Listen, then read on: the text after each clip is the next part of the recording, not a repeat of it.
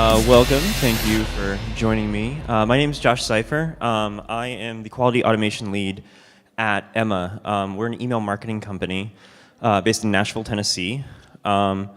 We offer a really good best-in-class email marketing platform. We've been around for about 12 years. And we have offices in Portland, Australia, and a whole lot of distributed developers and supporters, salespeople all over the country, and some international.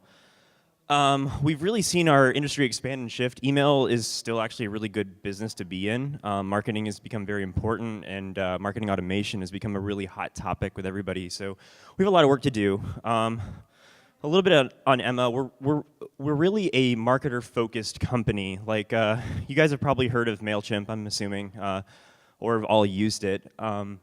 You could say we're a competitor to MailChimp.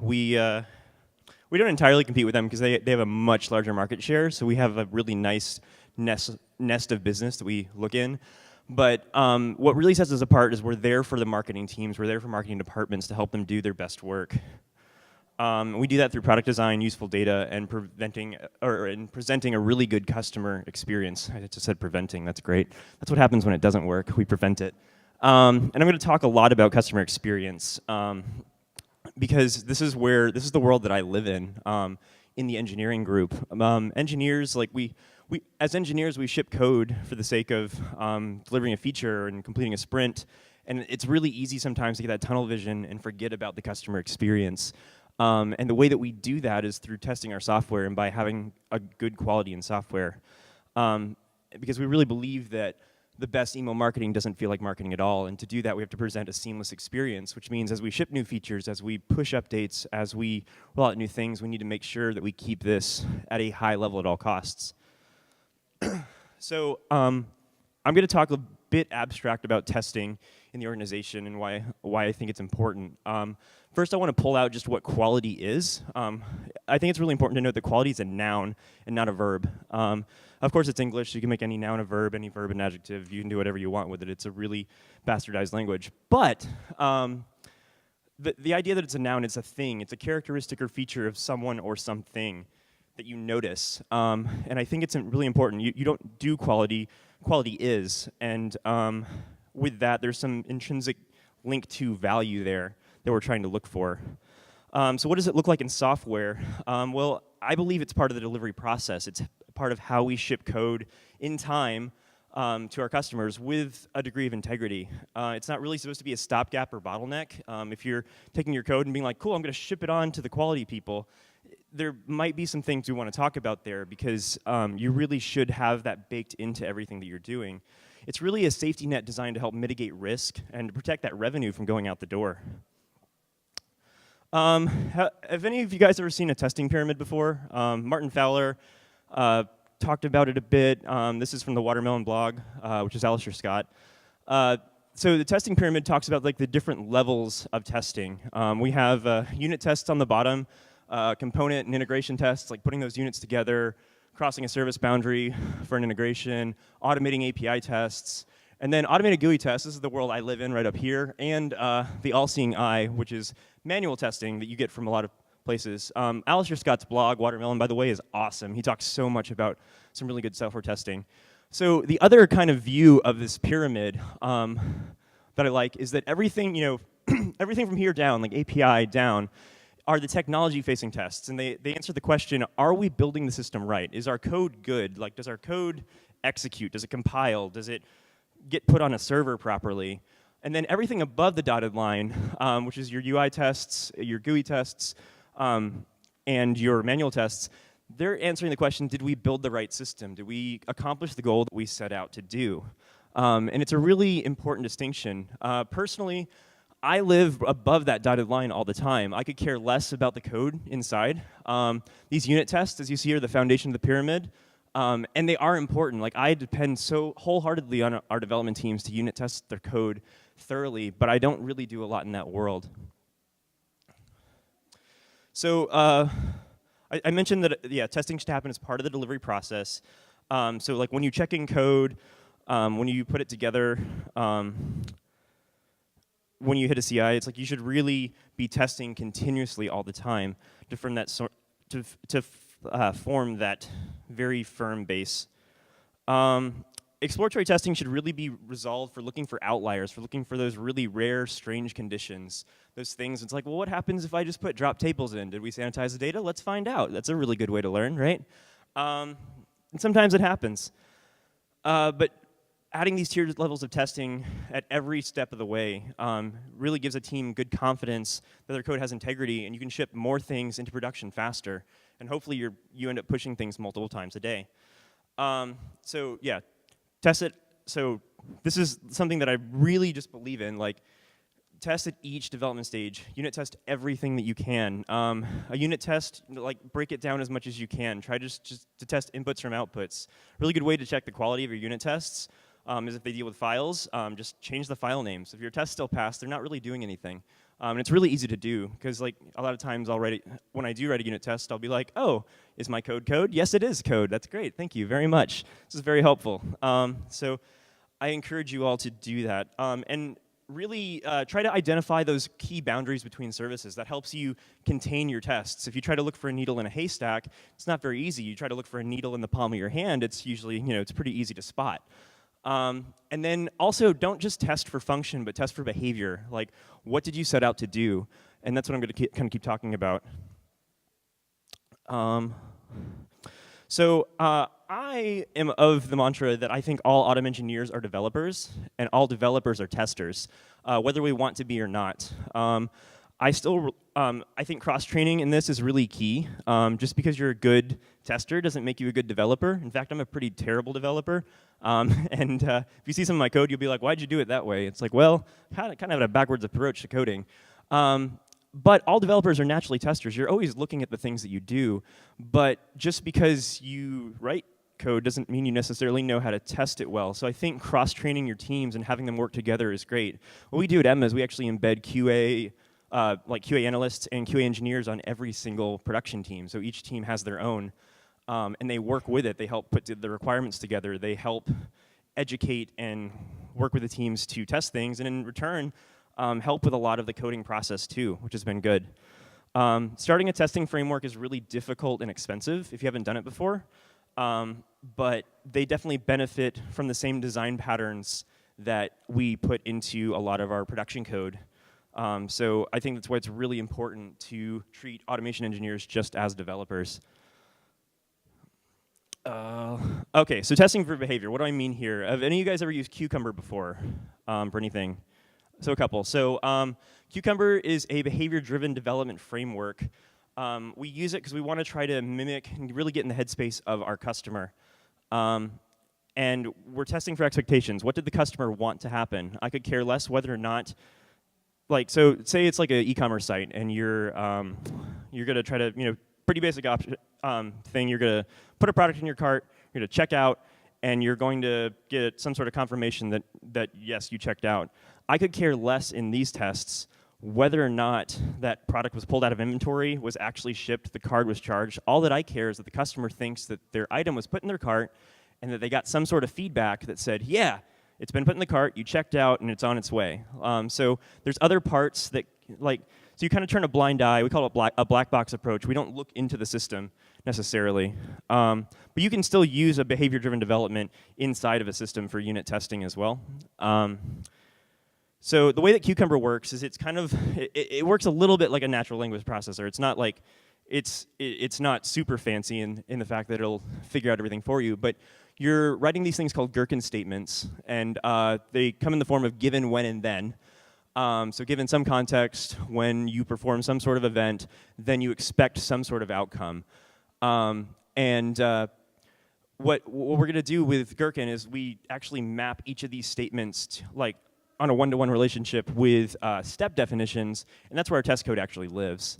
What's really cool about Gherkin is that it really helps you describe, like, this kind of serves as documentation of what your feature is supposed to do. So you have like this living piece of information saying, hey, this is exactly what I'm expecting the software to do.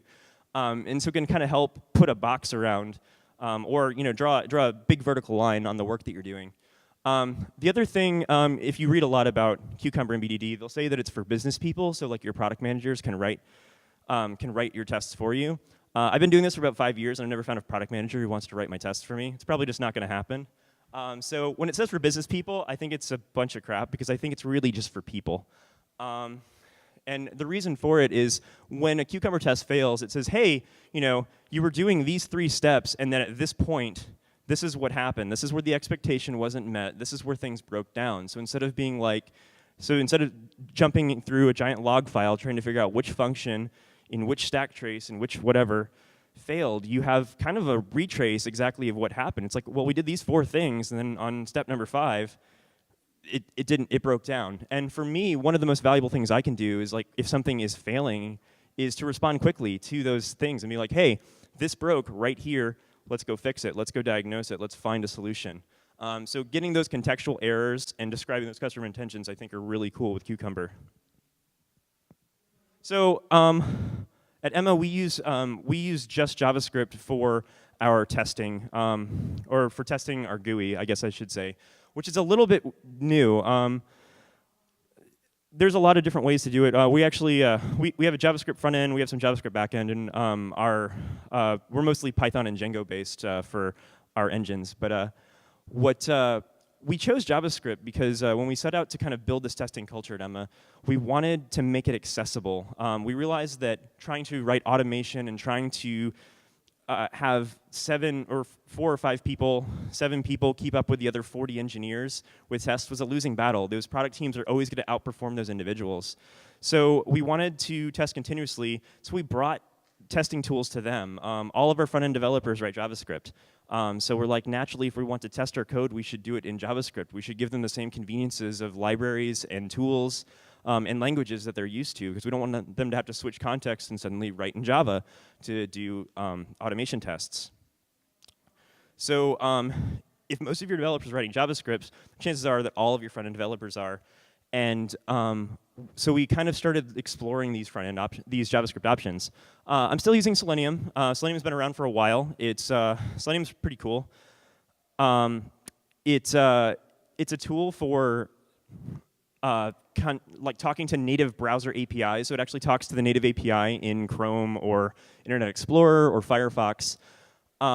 And it's really a library that's framework agnostic. You can use Selenium with just about anything. There's a wrapper for it in almost every language you can think of, even some things like F# and Scala now, which is pretty cool. But it supports multiple browsers, proxies, and devices. And it's really just for sending commands to the browser to pretend to be a person.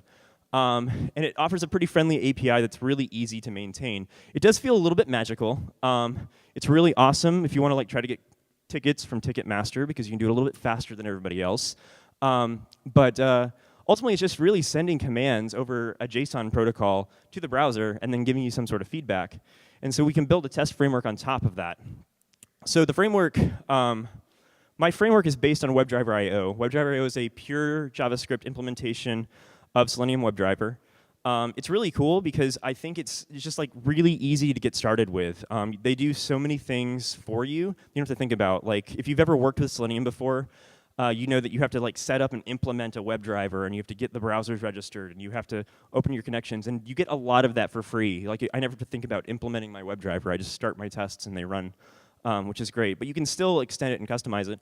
You can also run it as it has its own test runner, so you can use the WebDriver IO executable to run your tests for you, or you can use it as a standalone package and integrate it into something else you already have, which is really cool. And in fact, Electron, which is it's like a tool for building native apps with JavaScript, has a tool called Spectron for testing those native apps, which is built on top of WebDriver IO, and it's really awesome. It also leverages fibers to execute tests synchronously. So one big issue you have trying to write automation in JavaScript is that it's asynchronous. And you end up with a lot of really weird race conditions playing out in a UI that look really silly. So it's really awesome. It's using fibers essentially to build a call stack. So it's just a chain of promises under the hood. And it executes bottom up. So it gets to the very last one. It's like, hey, I'm looking for this promise. Where is it? Oh, it must be in the last function. Let's back up. And it goes through. And it executes things one by one. But again, that's all kind of done under the hood for you. And it's a little bit magical, but it's just really easy because you're just browser, click on this. Browser, click on that. Browser, do this. You're not really thinking about, OK, where You don't end up in callback hell, as I like to call it, where you're just like, oh my gosh, where am I? Where's my function? Where did it die? It also supports gulp and grunt, if that's your thing. I personally don't use them, but I know people that use them heavily for deploys, multiple environments, a whole bunch of other build and testing processes, so you can do a lot. It also supports any TDD and BDD framework, so you can use this with Mocha, you can use this with Karma, you can use it with QUnit, you can use it with just about any other JavaScript testing tool. You might have to do a little bit other things with Lab if you're using Happy.js or something like that, or Enzyme or some other things, but yeah. But ultimately, I think it just lets you go fast. It's a really good set of tools. It's very actively maintained. So a bit of a peek into what Cucumber is doing. I talked about it's mapping these relationships. Map's probably a terrible word, especially after coming out of a functional programming talk from a few minutes ago. But it creates these relationships. It's parsing out that natural language to these functions that we call step definitions. So there's some sort of step definition file, and you see that it takes like a plain English statement, like when I hover over and there's a regex there, I'll get to that in a second, it creates that function, and these functions are where the test code actually lives. So what's really cool is that it supports regular expressions that we can use as parameters. So one way you could do it is like you write a Gherkin statement, you write a step definition that matches up with that Gherkin statement one by one. But Cucumber's smart enough to figure out that if you're passing in a regex, or if you pass in a parameter, and you just do that by putting it in quotes in the Gherkin side, it turns that into a regex, then we can take that function and do everything. So I have about 800 or 900 tests running in production, made up of about 15,000 Gherkin statements, but I only have like 30 step definitions that power our entire framework. Because we're able to get really crazy with this, and if you've ever worked extensively with regexes, you know that the sky's kind of the limit. And performance isn't too much of an issue. It can get a little heavy-handed sometimes, but again, just on test code, customers don't see this directly, so it works really well for us. So UI automation is a bit like a Rube Goldberg machine. And if you've ever started to work with it, it quickly can turn into this. It can be a bit challenging, especially to figure out the abstraction, figure out how much is too much, like is this actually what a customer does? And ultimately, I always feel like people say it's just a waste of time. It's like, whatever, I've tested my code here, or it works fine, we checked it here, like why would I spend money or time on this? Like it even works on Netscape Navigator, and that hasn't been updated in 15 years. But ultimately, I realized that not all assertions are created equal. Like there's always something that's going to go wrong, or something that you didn't really plan for. Like this is probably my favorite example right here, where in this case the unit tests pass, the receptacle is picked up, and the waste gets out of the can. But this probably isn't what our customers were expecting. But under our conventional testing model, like this is doing exactly what it's supposed to do.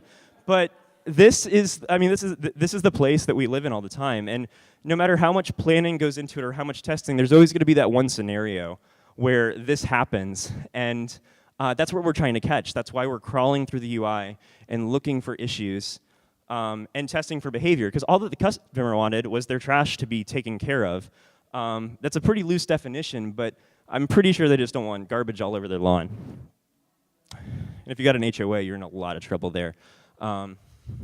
So we still use design patterns. I think they're important, and I'm learning more about them all the time. And I encourage you to go grab a book on design patterns and have a really boring read. But there's so much you can grab from studying design patterns and not reinventing the wheel every time. So one pattern that I use is called the page object pattern. This is really common in UI automation. But essentially, we create an abstract page that has relationships with all of the front-end selectors that we're going to touch. So if we're going to click on this selector, instead of putting that directly in our test code inside that step definition, we actually reference a page object that has a relationship to all of those selectors inside the page object. Why that's great is because if you have a developer go and update a button to use a completely different selector, instead of having to go change that in 100 different step definitions, you change it once in the page object, and that page object is shared across all of your test code. And it makes it a lot more manageable. You can kind of think about page objects, and it is a level of abstraction, and abstraction can be kind of can get a little bit convoluted, so you have to be careful with it and not over-abstract it. But the page object's really acting like an API, not an API, not a REST API in the sense that you make posts and gets and things, but it's an application programming interface that describes how you're going to talk to your application. Like the page object's the API that interacts with your UI. And so we kind of treat it like that. And we're able to inherit, extend, or work on it in isolation of different things. I also use a dependency injection pattern. Have any of you guys used Angular before? Yeah, so if you've used Angular 1, you're pretty familiar with dependency injection. Angular 2 is still doing it, but it's just kind of magic and a little bit dirty how it works. But this is something that not everybody does in their UI automation code, but I think it's really helpful because if you work on a big enterprise app like I have, like we have, Emma, the app is actually made up of like 30 different apps that are going all over the place. And if I've got all of these relationships mapped in my page objects, well, I might have one for this page and one for that page and one for that page. And suddenly, at the beginning of my tests, I'm instantiating 30 different objects, and I've got all this giant object soup floating around, and I'm suddenly out of memory, I'm out of threads, I'm out of whatever. So I use a dependency injector, so I'm only using one page object at a time as I need it. And then when I'm done, I throw it away. If I need to modify it, I get a brand new version of it. So now one of the next things that I'm seeing, especially as we're starting to break up apps into different microservices, macroservices, having like a front-end app over here and a back-end app over here, or this is an Angular app, this is a React app, this is a Backbone app, like we've got the sky's the limit for us. We kind of ran into a problem with like how do we share all this test code between different things? Like if we're doing different levels of testing in our apps, it would be great to self-contain some of that. Like if I have this one little app that does these two things, and then you click on this link and we're actually in a different app, like I would love to just run tests on that app. I don't want to wait 30 minutes for my entire regression suite to run because I made one change in one app. So we want to test within a service boundary. But ultimately, the way that you're going to click on this button and go to this app is the same way that you're going to do it in any other app in a shared like enterprise platform. So we really set out to create a modular testing library. All those page objects can be shared across these different applications. And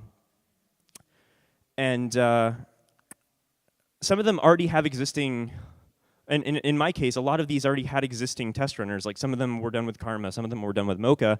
And I'm like, well, I don't want to reinvent the wheel here. I would love to just pull in what I have, like pull in these page objects, pull in this dependency injector, and start to use it everywhere. So I came up with this idea. I didn't come up with this idea. I found this idea, and we made it work, of like npm install your test library, which is really cool. So using like a private npm registry, or even just in your package.json, you can just put in like a GitHub URL over HTTPS with a specific branch and tag or whatever you want. We bundled up all of our page objects, all of that information that we use to interact with our tests, things that we use to build data, things that we use for credentials and authentication. We put that into a private node module, and we were able to publish that. And so anytime somebody wants to write a test, they can just consume, like every project consumes that test library, and they all have it all stays up to date. We're also kind of going to this thing called like a living style guide. I don't know if you guys have heard of things like that, where we have this baseline style guide of components that all of our UI is built upon. And so we actually put in hooks in that style guide that help us latch onto selectors. And so the test library is actually built on top of the style guide, and kind of serves as like this filter, as you might have it, for how we interact with our app. In a development standpoint, like for the QA team, it's a little bit annoying to have to be like, okay, I just changed this thing. Let me go to this repository and update the library and push and publish it to NPM or S3 or GitHub or whatever it's going on, and then tell everybody to update it. So from a workflow standpoint, we work on this as a submodule in Git, so you can actually check out another Git repository inside of a Git repository. So like if I'm doing maintenance to the tests and I'm actively writing new tests, like we can just check it out as a module, as a submodule, do some updates, and then do our pack and publish and send it. But everybody else who just wants to make sure they didn't break everything, they can just consume the library, which we treat like production code. and we push out major versions when they're major, minor, and patch versions when they're ready. It was also a really good way for us to get our developers involved in the process.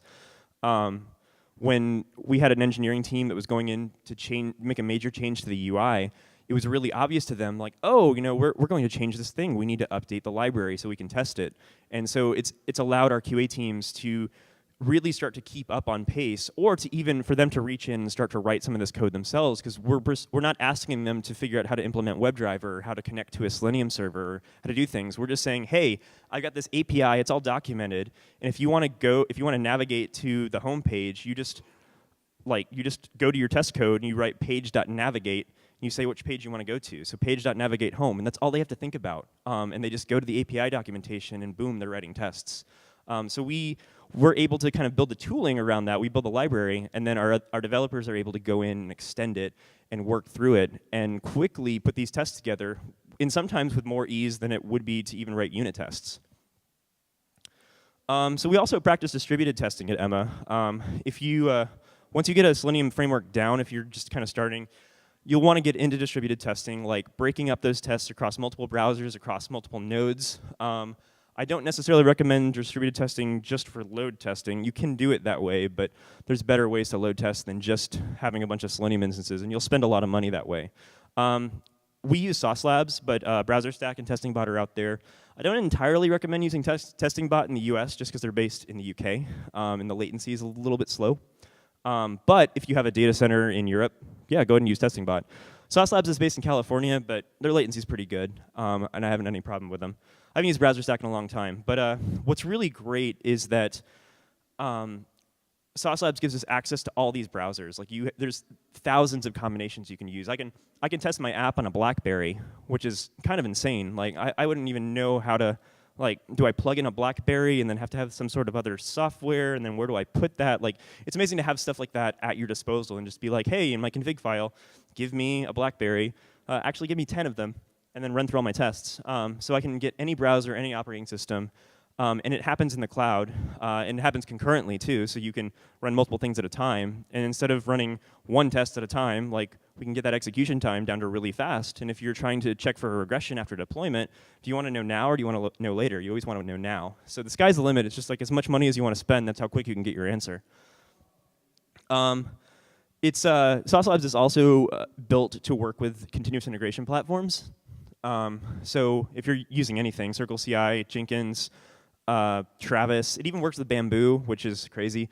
If you're still using Bamboo, they're EOLing that soon. Be careful. But I think that's great. Another great thing is it's built to work with multi-remote tools. It supports WebSockets, and so does WebDriver.io. So if you're trying to test something with WebRTC, or some sort of chat application, you can actually build 2 different sessions and have them talk to one another, which is really cool to be able to open up a WebSocket between those in a remote data center on the fly. So one big warning I have for you. So a lot of times when I see people start going into UI automation, and a lot of questions that I see come in on Stack Overflow that come through GitHub, come through things like, hey, I can't get this thing to work in Phantom.js, or like I was using Phantom.js and this happened. Don't use Phantom.js for testing your UI. Just don't do it. The reason for it is that nobody other than you is using Phantom.js. I mean, I challenge you to go find out how many customers are using Phantom.js, and it's going to be 0. It accomplishes absolutely nothing. It's going to give you flaky results. You're going to spend time trying to fix those tests for Phantom.js because it's using a user agent that nobody else uses. Some systems think that Phantom.js is like Internet Explorer 4, like just weird stuff like that. It's probably the worst thing that's ever happened to UI automation. That to be said, it's still useful for some things. If you're trying to build data, if you're trying to run utility scripts to like set up new accounts, or to randomize some information in a database, or like from that side, yeah, go ahead and use it because it's fast and it's efficient, but don't use it as a good measure of whether your application's working. Use real browsers. Go into your analytics, figure out what your users are using, and test in those browsers. So putting it all together, we're testing very specific things at the gherkin layer. That's Shazam thinking that a blender is Skrillex, by the way. That's like one of my favorite GIFs in the whole world. Like it just comes back with Skrillex. That's wonderful. But we're testing for specifics in the gherkin layer. Like we use those regex, and we can be like, hey, I want you to click on this thing, and this thing is something that we're putting in gherkin. That's what's specific. That's what's unique about the test. Then that goes into that parameter goes into a regex in the step definition. That step definition is looking for a page object that has the relationship to the selector that we're trying to interact with, or whatever else we're trying to do. And then we use a dependency injector to grab that page object, use it for the sake of that test, throw it away when we're done. We only make assertions at the step definition level. I think this is important because you don't want to be making assertions inside of your page objects because they're really just supposed to be a big dumb library. And if you start making assertions, you start making decisions about things are working or not inside your library, you're kind of defeating the purpose of what it does. Like you really want those assertions to be done inside your test code. So it's like a little caveat to look out for with abstraction. And so the way that happens, so what we get is just this completely decoupled testing library that we treat just like production code, that we use design patterns for, and that we share with everybody. So I'm going to try to show you a little bit of this, and then we'll do a little Q&A. So let me pull this up.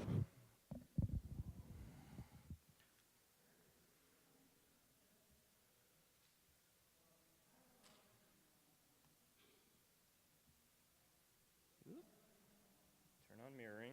Let's see. Oh yeah, I got to speak into the microphone. Okay. So I have a Selenium server running right now. It's nothing special. You're just going to see a bunch of results. But it's this is this is all the information coming back from that JSON API essentially. And then this terminal is where I'll actually run the tests. But let me get into the code, and I'll kind of show you some of those components. This couldn't be in a more awkward place. This is like a really weird place for a microphone. Okay, here we go. I use IntelliJ. It's a cool tool, but you can do this. Like it's just an IDE. There's nothing fancy. I'd use Vim if I was cool, or Emacs if I was like really cool, or not. I don't know. I do not want this one. Okay. So in my code, I have these feature files in this features directory. I'll make this bigger in a second. Oh dear, clicking on the wrong thing. So this is a feature that, well, let me show you the app first that we're going to look at. That's probably helpful. Now we'll see if the internet works. So this might be a deal breaker. We'll find out. This is a little Adonis.js app. If you haven't used Adonis, it's actually a really cool tool. So this is Adonis. This is an Adonis API with a Vue.js front end. And this is just a demo app. It's really dumb and stupid and on Heroku. But all it does is let you, it's designed to help let you practice guitar stuff. So you add songs that you want to practice, and you can put in a Spotify link, and you make a set list, and that's about it. So for this test, we're going to not have internet. Oh, no. Yeah, I knew this was going to happen. I should have offlined this, but that would have made sense. Well, whatever. We'll just let it fail. So what we're going to try to do is we're going to try to log in, add a song with some information, and then make sure that the song was added. So in code, and let me see if... Nope, okay. So in code... So this is what a feature file looks like. It's... I keep looking up there like it makes a difference. I can see it. I'm mirroring. I don't know why. Anyway. So the feature is that we're going to add a new song. There's this little snippet right here is just a description. It does nothing other than serving as documentation. There's no code that executes based on this, but it's a really good place to put a user story. So that's kind of how I've constructed this. Like as a logged in user, I want to add a song so I can start practicing it. And then a background statement, like a background is just going to execute before a bunch of different scenarios. So I can put a bunch of scenarios in here. I could be like add a song, delete a song, add a song 4 times, like add songs from different things. I can have multiple scenarios, and background just executes before every scenario. But yeah, we've got like a default user, and we're going to a songs page. We're going to click a plus sign, enter some data. In a perfect world, I would build this data as part of the test. I wouldn't put in static values, but I just did this for the sake of an example. And then from here, we go into step definitions. So we'll do something. Let's find a step definition. OK, I navigate to the whatever page. This little route thing is how we actually, I built a little router that helps us get through the app, and that did some URL resolution. But ultimately, this is where the dependency injection is happening. Like I'm saying, hey, I need a router, so give me a router. And then the router actually brings in the page. And then so right here, I'm saying route.setContext. I'm trying to figure out what page I want to be, like I'm saying set the page to the home page, because we're going to navigate to the home page. And then I say page.navigate. And target is my parameter, so it's the home page. And then after you navigate there, we're going to expect that the page is on the page. And there's another function that happens.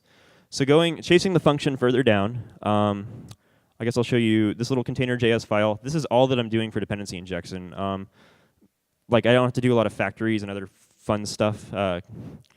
But I could. But in this case, I really don't have to. I'm just importing pages from an index, and I assign a page to an object. And that's it. That's all that we have to do that. And then we go to the page objects. But if you look really carefully in here, you won't see them because it's a node module.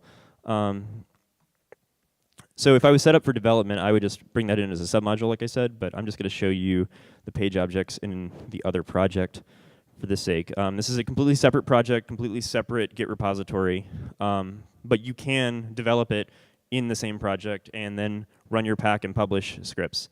So inside this directory, I've got, let's not look at the lib, that'll look gross. Okay. So inside of page objects, we actually have a base page, and this base page has a lot of common things that I use across a lot of functions, like wait and click. Just something simple is like, hey, I want you to wait for something to be visible or to be enabled before you click on it. And then like is on page, like that was something we saw earlier, where in this case, it's looking for a very specific page load indicator, a selector that I know is unique. This is actually kind of important, having like we don't want to necessarily say like browser.pause or thread.sleep, as we call it, in our test automation, because you're just wasting time and resources. So we always have it wait for something. And as we have dynamically loading applications, it's very important to wait for something specific to be loaded before we start interacting. Because otherwise, Selenium will be like, OK, I'm just going to fire all these commands, and nothing's going to be available because your stuff hasn't finished rendering or the resources you need haven't loaded yet. So this one just says, look for this page load indicator, which is something very unique to a individual page. And then tell me if it's visible or not, when this just returns a Boolean. So here we're just asking for a Boolean. We're not saying like now throw an error here if it's not visible. We're just saying just give me a Boolean, and then we actually make that assertion back at the step definition level. And then let's see, homepage. Homepage is pretty simple. There's a little constructor. We have this concept called a UI map. I don't want to get too far into it, but I have another level of abstraction between my selectors, my list of selectors, and my page objects. My page objects end up being functions. Like if I wanted to like add a song, I could have just an add a song function, because maybe I needed to test deleting a song, and I wanted to add a song first. And so I don't need to go through all the steps of adding a song for the sake of the test, as long as I know that works. So this kind of becomes the API that interacts with the application, and then the UI map is actually just a big, ugly list of selectors, just in keys and values. I use getters, but you can do it any other way. You also see this little URL thing. I'm actually using a config that resolves on my URLs, which is kind of nice. There's just a little JSON config. So if I'm deploying in multiple environments, we use something like that.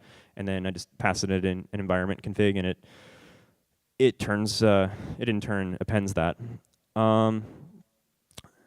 Yeah, and then there's a couple other little things. Like there's an authorization utility that checks to see if we're logged in. Like we don't want to necessarily log out of the application and log back in every single time. After we've proved auth works once, we do it once. So I've got some utility classes. The router, again, pretty straightforward. It's I use kind of a combination of matching, like of a matching regex, and sometimes I'll just use the URL parser, or I'll just look for a deep equal with the URL based on a parameter. And this is how we switch between pages. And then all of those are sitting on an index, and we pull them in with the dependency injector. But that's pretty much how it works. We'd also put things like generating data, other utilities in here. But we're able to pick this up, so I could take this module and install it and start writing Mocha tests. And it's completely, it doesn't matter. Like I don't need Cucumber for that. Everything in here is contained and designed to be modular and portable. And that's kind of the gist of how it works. I can definitely go more in depth. Cool. Well, I brought a bunch of swag. If you want to come talk to me afterwards, it's fine, but I say a bunch. I've got like 5 t-shirts and a bunch of other random things from Emma, including a nice little lunchbox if that's your thing. Feel free to come grab some stuff, and I don't have anything else, so have a good day. It's good having you.